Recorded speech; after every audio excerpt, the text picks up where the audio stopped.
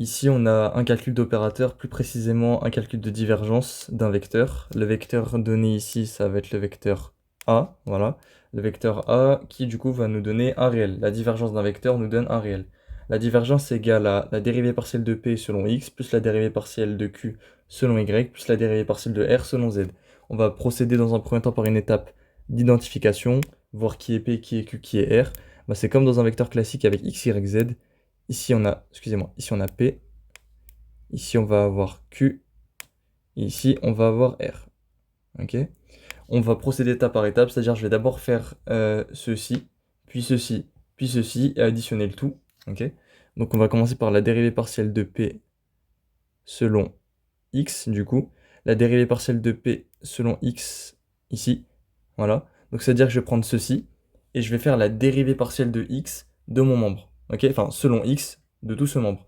C'est-à-dire que, en fait, dans une dérivée partielle, tout ce qui n'est pas inclus dans la variable est considéré comme constant. C'est-à-dire que ma variable ici, ça va être X, parce que je vais dériver selon X, et 8, Y, Z seront des membres constants. Comme ils multiplient X, je vais les garder. Donc je vais commencer avec 8, ok, fois du coup la dérivée partielle de x carré selon x, ça va être 2x. YZ, on a dit que c'était des membres constants, donc je me retrouve avec 8 fois 2xyz, qui du coup va être simplifiable en 16xyz. Voilà, ok. Donc ça du coup c'est dp sur dx, ok, ça c'est des petits d. Ensuite on va faire dq sur dy. Donc, moins 12 ln de y que je vais devoir dériver selon y. Y est contenu dans mon logarithme népérien et il multiplie mon moins 12. Donc, du coup, je vais garder mon moins 12 en produit. Moins 12. Du coup, fois la dérivée de ln de y selon y, c'est-à-dire 1 sur y. Ok.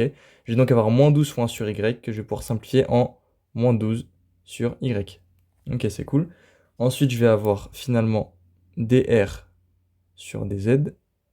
Voilà. Donc, je vais devoir dériver 48x racine de z selon z. Ok. Donc, je vais avoir du coup 48x qui vont être mes membres constants, mais comme ils multiplient racine de z, je les garde. Donc, je vais avoir 48x fois la dérivée de racine de z selon z. Ce qui du coup va me donner 1 sur 2 racine de z. Ok. Ça, du coup, je vais pouvoir encore une fois le simplifier, hein. Ça va me donner 48x sur 2 racine de z. 48 c'est égal à 24 fois 2, mais 2 je vais pouvoir les simplifier en haut et en bas, ce qui va me donner 24x sur 2 racine de z. Ok. Oula, j'ai gardé mon 2, excusez-moi. Donc ça me donne bien 24x sur racine de z. Ok. Donc je vais pouvoir écrire ma divergence finale que je vais faire juste en dessous. Donc div de a, ça va être égal à du coup la somme de ce que j'ai écrit à chaque fois, donc 16 xyz moins 12 sur y plus 24x sur racine de z. On regarde si ça correspond bien à quelque chose. Ça correspond donc à la A, si je ne m'abuse. Ouais, c'est bien 24x, ouais, ouais. Tout est bon.